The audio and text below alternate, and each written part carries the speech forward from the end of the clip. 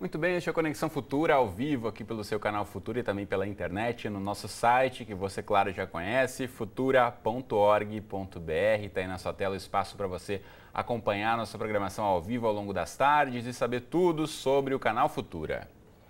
Bom, e no próximo mês de outubro vamos eleger presidente, deputados federais e estaduais, senadores e governadores. E hoje é dia de falar sobre eleições aqui no Conexão Futura.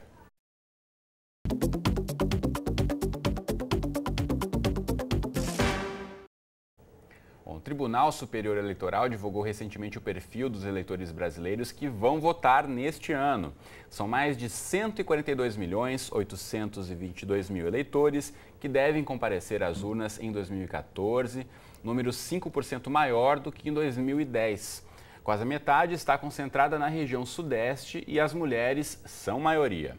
Um dado que chamou a atenção ao ser divulgado esse levantamento foi a diminuição do número de jovens que pretendem votar esse ano, uma redução de 750.000 eleitores. A queda principal é entre os jovens de 16 e 17 anos para quem o voto é facultativo, ou seja, eles não são obrigados a votar. Segundo o TSE, um dos motivos para essa queda foi a mudança na metodologia do cálculo do eleitorado. Já o número de brasileiros que vão votar no exterior subiu 76%. Então, no programa de hoje, a gente discute um pouquinho o perfil do eleitor brasileiro e também com a recente tragédia envolvendo a morte do candidato à presidência da República pelo PSB, Eduardo Campos, vamos ampliar um pouquinho a discussão sobre prazos para casos como esse de reformulação de chapas de candidatos em situações como essa que ocorreu uma morte.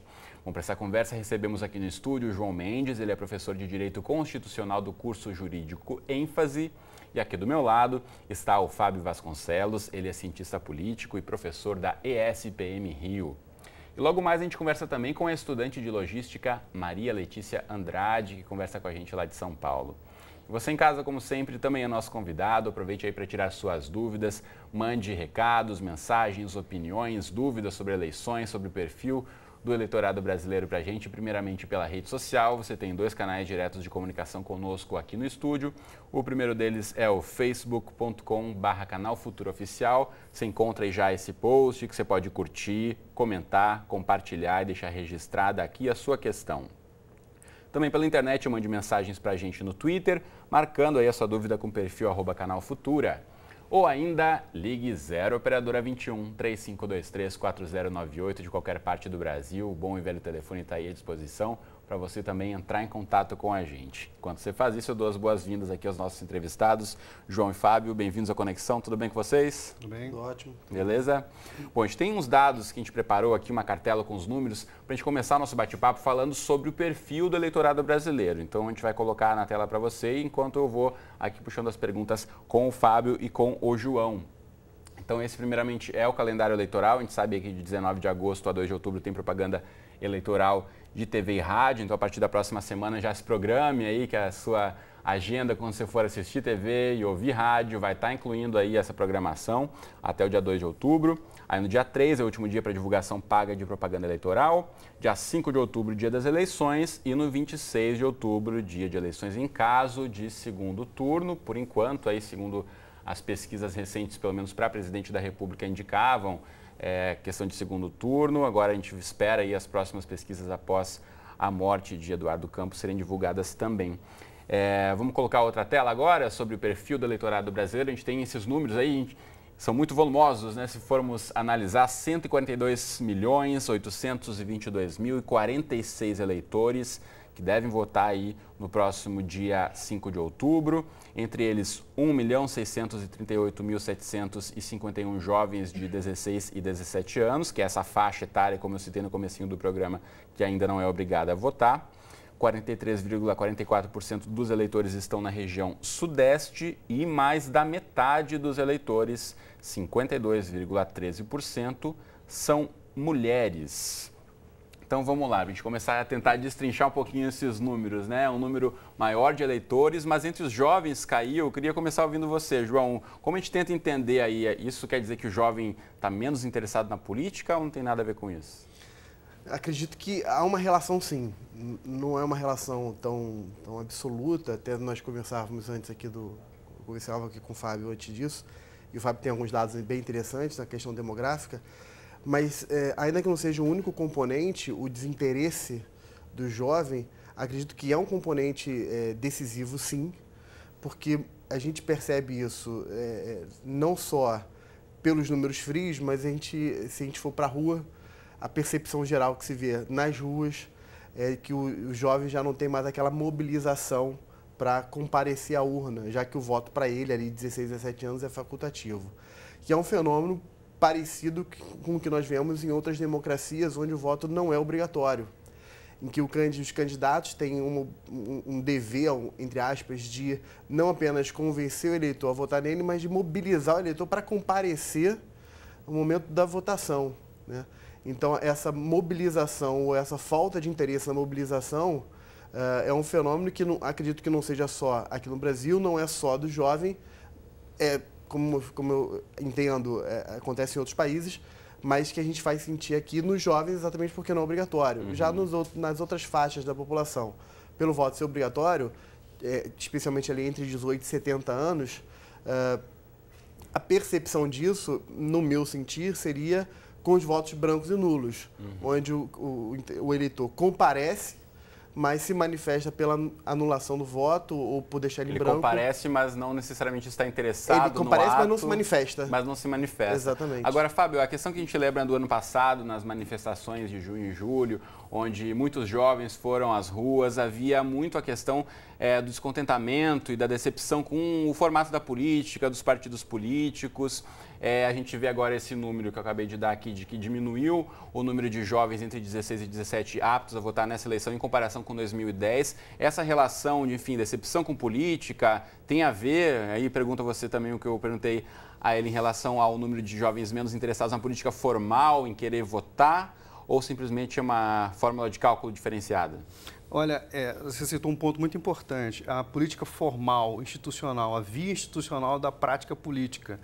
Em tese, julho do ano passado, criou um novo elemento, um novíssimo elemento para o Brasil, né, sobre como é que esses jovens vão se comportar eleitoralmente. Eu trouxe alguns dados aqui, vou abrir minha cola, porque são números, eu não consigo decorar todos. Vamos lá, adoramos uma colinha. O que me indica, o que sinaliza, porque isso merece mais estudos, enfim, para saber exatamente se o jovem está ou não desconectado da política, porque nunca o jovem praticou tanta política nas redes sociais, na internet, onde você for, há muita discussão política, há muito envolvimento político. Os espaços para fóruns de discussão, para emitir opinião, para troca de ideias, isso foi intensificado muito intensamente. Muito. Isso é muito bom, isso é um aspecto muito bom. Mas o que me leva a crer que é mais algo relativo à metodologia do TSE, o TSE alterou a metodologia, e também é uma questão mais demográfica. A questão política aparece com uma certa... e a gente é influenciado a levar para essa análise em razão do ano passado, né? O descontentamento, o descolamento entre o jovem e a política. Nos anos 60, a taxa de crescimento da população era de 3%. Nos anos 90, caiu para 1,7%. E no ano 2012, 0,9%. A população cresce menos, a população no Brasil. A fertilidade, né, número de crianças por mulher, em 1960 eram 6%. 1990, década de 90, 2,8%, e em 2011, o último dado que eu consigo levantar, 1,8%. Então, você vem caindo a produção de jovens, né, para participar do mundo político. Outro dado que também me chama a atenção é a expectativa de vida. Os anos 60 eram 54 anos, os anos 90, 67 anos, e ano 2012 fechou com 73 anos. Então, qual o cenário que você tem? Você tem um cenário de uma população que está envelhecendo, está vivendo mais, e, por outro lado, você tem menos jovens surgindo para poder participar da vida política. Esse é o primeiro componente demográfico.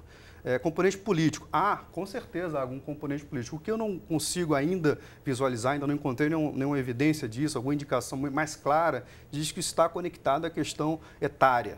Não me parece, porque os jovens estão muito interessados em política e se debate excessivamente política nas redes sociais, entendeu? Como nunca. Muito bem. Bom, eu quero chamar agora também para a nossa conversa a estudante Maria Letícia, direto de São Paulo. Maria Letícia, tudo bem com você? Bem-vindo à Conexão Futura. Oi, obrigada. Boa tarde. Bom, você votou pela primeira vez na última eleição aos 17 anos. Na época ainda não era obrigada a votar, e aí frente a esses dados que a gente está falando aqui sobre interesse e desinteresse do jovem na política, o que levou você a tomar essa decisão de querer participar na última eleição, mesmo não sendo obrigada a votar naquela época? Então, naquela época, eu acho que a gente ainda tinha sede de mudança e de acreditar mesmo que o Brasil poderia transformar com os candidatos que tinha naquela época, né? Acho que eu, pelo menos em 2010, eu acreditava muito mais no cenário político brasileiro do que atualmente. Eu vejo que esse descontentamento está no geral e não está só aqui em São Paulo, está no Rio, está no Nordeste, está no Sul, está no Norte também, diante das manifestações que tiveram ano passado. Como já foi dito, acho que sim, o jovem tem sim interesse na política, tem sim interesse no debate, as redes sociais facilitam muito mais o diálogo. O problema maior é que o jovem já não está mais contente com a forma de política atual brasileira. Eu vejo que muita coisa mudou, com certeza, de alguns anos para cá, mas os programas realizados nos últimos governos já não passaram mais do que a obrigação, como, por exemplo, a questão de ter mais facilidade na universidade, no ensino superior, né? Eu vejo que hoje os jovens, eles pedem por muito mais. Nós pedimos, nós queremos muito mais. Não é só o que a política, o que os políticos querem oferecer. E acho que ainda falta um candidato que entenda isso, que queira realmente mobilizar, não só ganhar o nosso voto, mas também que faça com que a gente tenha sede de votar nele. Não por obrigação, mas porque realmente acredita que pode haver uma transformação. Muito bom. Letícia, eu volto a falar com você daqui a pouquinho. Eu quero aproveitar um gancho importante que você colocou para perguntar ao João. Ela coloca essa questão da insatisfação com o método atual de política no país. Mas se estamos numa democracia, se o jovem não participar desse método de política, ele não vai poder também contribuir e dar suas ideias para que aconteça alguma mudança como de fato ele espera. Então é um paradoxo, né? Ele quer se excluir desse meio da votação, no meio da política, mas é a forma como ele poderia, de fato, fazer uma diferença? Só um comentário prévio, assim, é que a palavra política é um guarda-chuva que comporta muita coisa dentro dele. É o universo, né? Exatamente. Então, quando eu fiz a minha observação de que acredito que o jovem esteja desinteressado, me parece que é num sentido de política, que é a política partidária. Essa política partidária, institucionalizada, na figura de uma representação clássica, onde o jovem comparece e escolhe um representante que, pela própria nomenclatura, representa os interesses dele, ou pelo menos de uma faixa da sociedade que aquele jovem está inserido. Esse modelo de política, até concordando com o que ela falou, é um modelo que me parece que gera muito descrédito, né? E uma sensação, uma perda de fé nesse modelo. Então, nesse sentido, me parece que há esse desinteresse. Agora, a política, num outro sentido, não político, não no sentido partidário, mas no sentido daquilo que é referente às decisões que conduzem a nação, aquilo para onde a nossa nação vai, para onde o país se direciona, questões relativas à justiça social ou à política social, aí realmente concordando, há uma mobilização nas redes sociais, mas isso não se traduz numa mobilização que seja favorável à política institucionalizada partidária. Entendeu? Bom, tem várias participações chegando para a gente já pelas redes sociais também, a gente falando aqui que é um espaço onde de fato rola muita discussão sobre política, então já quero registrar a participação do Josélio Albuquerque pelo Twitter. Obrigado, Josélio, pelo recado. Ele dizendo que os jovens estão mais bem informados e não querem saber de eleições, pois sabem que a maioria é toda igual. Essa é a opinião aqui do Josélio, que mandou para a gente pelo Twitter. E a Luciana Cunha, também pelo Twitter, coloca aqui uma questão. No comecinho do programa, quando mostrávamos os dados sobre o número de eleitores no Brasil, citei aqui 52,13% são mulheres. E a Luciana pergunta, se 50% ou mais são mulheres, por que não há tantas mulheres candidatas, por exemplo? Excelente questão. Excelente questão, dificílima resposta, né? Olha, o Brasil tem um sério problema em relação a isso, que você está, problema de representação. A representação feminina no parlamento é pífia. Na América Latina, se não me engano, o Brasil tem um dos piores índices de participação feminina, né? Eu concordo, o modelo tradicional de fazer política, que é partidário, institucional, me parece que ele envelheceu. E não é um problema do Brasil somente. Vamos olhar um pouco para fora. A Europa, vários países da Europa, Estados Unidos, todos passam pelo mesmo problema. Como fazer a juventude perceber que a vida institucional ela é válida e é através da vida institucional que você promove mudanças. Ainda não se encontrou um modelo para resolver essa equação.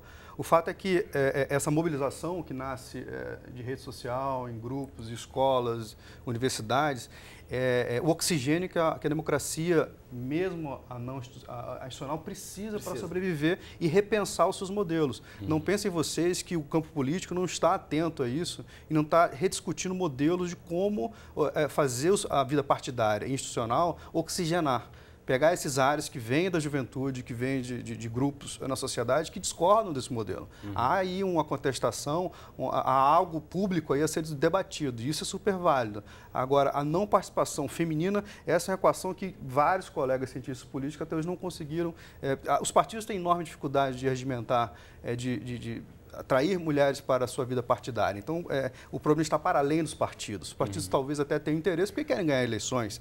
O problema é que como convencer as mulheres a participar da vida partidária e daí você tem uma vida política, institucional. A gente só está encaminhando já para a segunda metade, para o finzinho do programa. Eu quero voltar a chamar a Letícia rapidamente. Letícia, você que fala com a gente aí diretamente de São Paulo, vai participar agora dessas próximas eleições. Você, como jovem, na última eleição participou, ainda era facultativo o voto. Fala para mim um pouquinho sobre o processo de construção da escolha de um candidato para você ou entre os seus amigos da sua faixa etária. De que forma acontece? Então, na última eleição eu pesquisei bastante, não só o candidato à presidência, mas os candidatos à presidência, como também os deputados, que é de suma importância, né? Eu pesquiso, tento acompanhar o máximo possível e, obviamente, não só a vida política, eu acho que é importante também a gente saber um pouco da vida pessoal dos candidatos, que eu acho que isso reflete bastante na política. Muito bem, fica essa dica então para quem está ainda nesse processo aí, jovem ou não, de escolha, de busca de candidatos, de fato tem que pesquisar bastante antes de depositar esse voto de confiança. Quero agradecer muito a Letícia por ter participado aqui com a gente do Conexão Futura ao vivo hoje. Obrigado, Letícia, um abraço para você. Tchau, tchau. Bom, tem uma questão que a gente já está também, como eu disse, chegando no finzinho, que não falamos, que é ao mesmo tempo que os jovens, por números, né, têm diminuído a participação nas próximas eleições, mas o número de pessoas que não são obrigadas a votar também tem aumentado, por outro lado, né? Então, há o maior interesse dessa faixa etária que está mais longeva, brasileira, em política, em querer de fato fazer uma diferença, João? É curioso, né? Porque se de um lado, independente da questão metodológica, se de um lado os jovens têm menos interesse, ou aparentemente teriam menos interesse na política institucionalizada, os mais velhos parecem ter mais interesse de comparecer e de se manifestar. Até porque talvez o mais velho, aí isso poderiam ser várias discussões, né? Mas talvez o mais velho já não veja tanto poder que ele tenha de promover mudanças sociais, enquanto o jovem nutre uma esperança maior de conseguir pelos canais não institucionalizados, algum tipo de mudança, enfim. E o mais velho já percebendo o fim da sua história, já recorreria apenas à via institucionalizada. Mas é só uma leitura, né? Você tem aqui N leituras diferentes que poderiam ser feitas do fenômeno. Muito bem. A gente também, como eu falei no comecinho do programa, tem esse novo elemento, né, frente à tragédia de ontem, com a morte de um candidato à presidência da República, aí há menos de 2 meses do pleito. Isso confunde um pouco também, né, o processo eleitoral, confunde muitas vezes o eleitor brasileiro, que de certa forma tenta se preparar para a eleição, ou tenta ver quais as opções que tem na hora de uma escolha de candidato. Aí eu queria ouvir de vocês como funciona legalmente agora, né, com a morte de um candidato, qual o processo. A gente sabe que já estão contando aí os 10 dias que a chapa tem para fazer uma nova escolha de um candidato. Você pode explicar um pouquinho para a gente, Fábio? Bom, é isso. O partido, né, no caso o PSB, tem 10 dias para escolher o seu candidato e continuar normalmente a sua disputa presidencial. O problema é que nesse cálculo de quem... o problema que o partido vai enfrentar agora é quem escolher, né? Me parece que naturalmente, né, seria a Marina Silva, mas não necessariamente. Você tem um partido PSB que não é o partido originário dela, né, ela entrou posteriormente. O líder desse partido era o Eduardo Campos, né? Então, em tese, seria o PSB abrir mão de escolher um nome do quadro partidário, já originário, para dar à Marina Silva essa possibilidade de disputar. Então, você tem um cenário agora que os próximos 10 dias vão ser de muito mais perguntas do que uma resposta exata de como o partido vai fazer esse planejamento em nível nacional. E há questões regionais também, no caso do Sudeste, onde a Marina ela tem um potencial de voto muito grande aqui na região Sudeste, no Rio especialmente. Então, todas essas variáveis vão entrar no cálculo. Mas talvez o cálculo mais difícil para ele seja, internamente, como os caciques do PSB vão aceitar colocar uma pessoa na cabeça de chapa que não é necessariamente originária do partido. Né? Será que ela vencendo, ela cumpriria os acordos ali com o PSB? Né? Então, uma série de variáveis que eles passam a avaliar agora e não são simples de serem resolvidos. Agora, uma questão que todo mundo se pergunta nesse momento, né, onde a tragédia ainda é muito recente, de que forma a questão emocional mesmo, né, de ver a exposição da morte de um candidato, como a gente tem visto aí nas últimas 24 horas na televisão, no jornal, isso pode influenciar, de certa forma, a escolha de um eleitor, seja se for Marina Silva ou algum outro candidato que vai substituir Eduardo Campos na chapa do PSB. Vocês acreditam que pode ter algum tipo de interferência por essa questão da morte, às vésperas da eleição, isso influenciar o eleitor brasileiro, João? Particularmente acredito que sim, mas acho que é uma relação inversamente proporcional ao tempo até a eleição. Como a gente ainda está na fase inicial da campanha eleitoral, ainda vai entrar propaganda gratuita, enfim, então ainda haverá um lapso de tempo para que o eleitor possa digerir essa perda e eventualmente ser convencido pelos demais candidatos. Se isso tivesse ocorrido muito mais próximo da eleição, do dia da votação, aí me parece que esse impacto se faria sentir de forma mais evidente no dia da votação, efetivamente. Muito bem. O que você acha, Fábio, em relação a isso? Concordo com o João. João tem absoluta razão, porque até o período do dia da votação, você tem mais 40 dias de campanha eleitoral na TV e no rádio. Esse componente emocional ele é importante, não da perda do Eduardo Campos, mas o componente emocional numa eleição ele é sempre muito importante. Nesse caso, você cria a seguinte equação. Que partido vai querer fazer uso de uma perda tão trágica politicamente? Acredito que nenhum dos dois.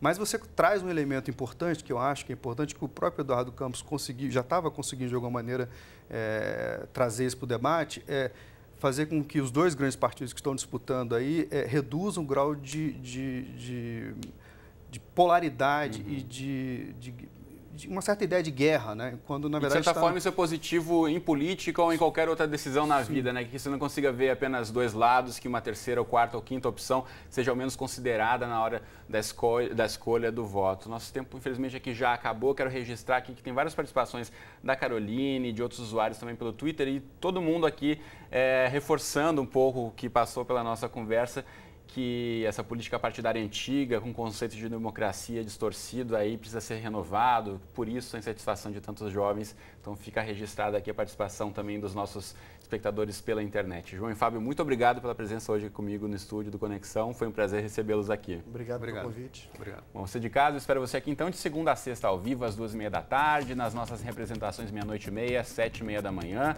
e qualquer hora do dia e da noite lá no site do Futura, e até outubro tem muito mais eleições aqui no Conexão. Até mais.